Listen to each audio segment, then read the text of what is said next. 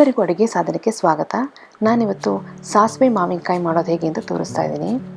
ಹುಳಿಯಾದ ಖಾರವಾದ ಈ ಸಾಸಿವೆ ಮಾವಿನಕಾಯಿನ ನಾವು ಅನ್ನಕ್ಕೆ ಹಾಕ್ಕೊಂಡು ಕಲಿಸ್ಕೊಂಡು ತಿನ್ಬೋದು. ಹಾಗೆಯೇ ಸೈಡಿಗೆ ನೆಂಚ್ಕೊಂಡು ಸಹ ತಿನ್ಬೋದು. ಈ ಸಾಸಿವೆ ಮಾವಿನಕಾಯಿ ಮಾಡೋದು ಹೇಗೆ ಅಂತ ಈಗ ನೋಡೋಣ. ನಾನಿಲ್ಲಿ ಒಂದು ಮಾವಿನಕಾಯಿ ತೊಗೊಂಡಿದ್ದೀನಿ.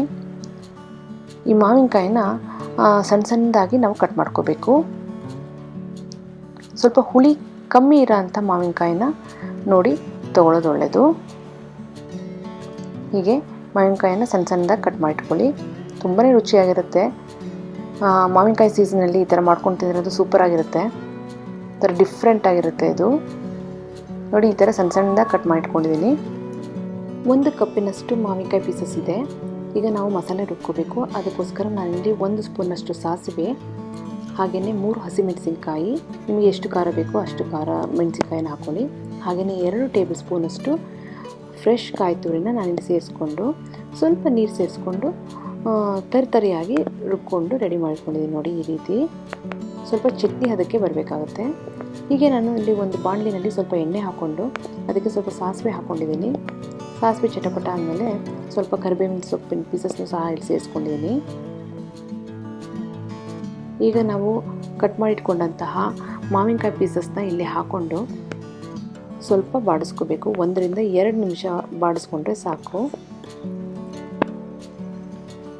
ಈ ಮಾವಿನಕಾಯಿ ಪೀಸಸ್ಸು ಕ್ರಿಸ್ಪಿಯಾಗೇ ಇರಬೇಕು. ಆಗಲೇ ಸಾಸಿವೆ ಮಾವಿನಕಾಯಿ ತುಂಬಾ ರುಚಿಯಾಗಿರುತ್ತೆ. ಇದನ್ನು ನೀವು ಅನ್ನಕ್ಕಾದರೂ ಹಾಕ್ಕೊಂಡು ಕಲಿಸ್ಕೊಂಡು ತಿನ್ಬೋದು. ಸೈಡಿಗೆ ಪಲ್ಯ ಥರ ನೆಂಚ್ಕೋಬೋದು, ಇಲ್ಲ ಉಪ್ಪಿನಕಾಯಿ ಥರನೂ ಸಹ ತಿನ್ಬೋದು.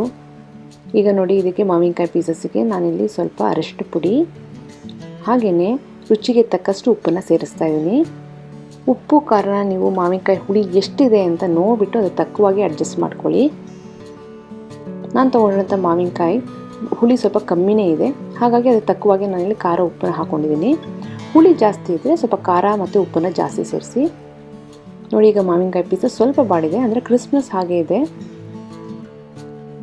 ಈಗ ನಾವು ರುಬ್ಕೊಂಡಿದ್ದಂತಹ ಮಸಾಲೆನ ನಾನಿಲ್ಲಿ ಸೇರಿಸ್ತಾ ಇದ್ದೀನಿ. ಕಾಯಿ ಹಾಕಿರೋದ್ರಿಂದ ಇದನ್ನು ನಾವು ಜಾಸ್ತಿ ದಿನ ಇಡೋಕ್ಕಾಗಲ್ಲ. ಫ್ರಿಜ್ನಲ್ಲಿ 1-2 ದಿನ ಇಡ್ಬೋದಷ್ಟೇ.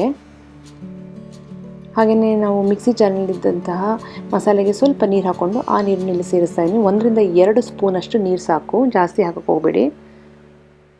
ಎಲ್ಲ ಚೆನ್ನಾಗಿ ಮಿಕ್ಸ್ ಮಾಡಿ ಇದು ಒಂದು ಕುದಿ ಬರಬೇಕು. ಕುದಿ ಬಂದಮೇಲೆ ಇದನ್ನು ನೀವು ಆಫ್ ಮಾಡಿಬಿಟ್ಟು ಸರ್ವ್ ಮಾಡ್ಬೋದು.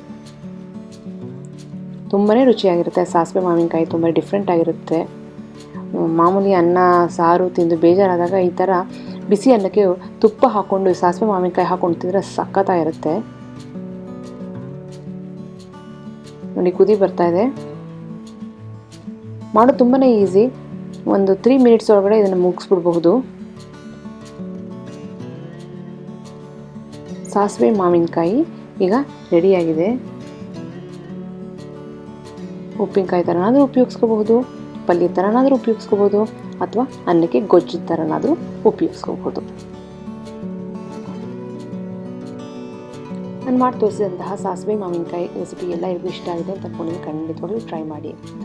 ಹಾಗೆ ನೀವು ಇನ್ನೂ ಸಬ್ಸ್ಕ್ರೈಬ್ ಆಗಿಲ್ಲ ಅಂದರೆ right side click to subscribe ಅಂತ ಬರ್ತಾರೆ ನೋಡಿ, ಅದ್ರ ಮೇಲೆ ಕ್ಲಿಕ್ ಮಾಡಿ ಈಗಲೇ ಸಬ್ಸ್ಕ್ರೈಬ್ ಆಗಿಬಿಡುತ್ತೆ. ಪಕ್ಕದಲ್ಲಿರೋ ನೋಟಿಫಿಕೇಶನ್ ಬಟನ್ ಟಚ್ ಮಾಡಿದ್ರೆ ಮಿಸ್ ಮಾಡಬೇಡಿ.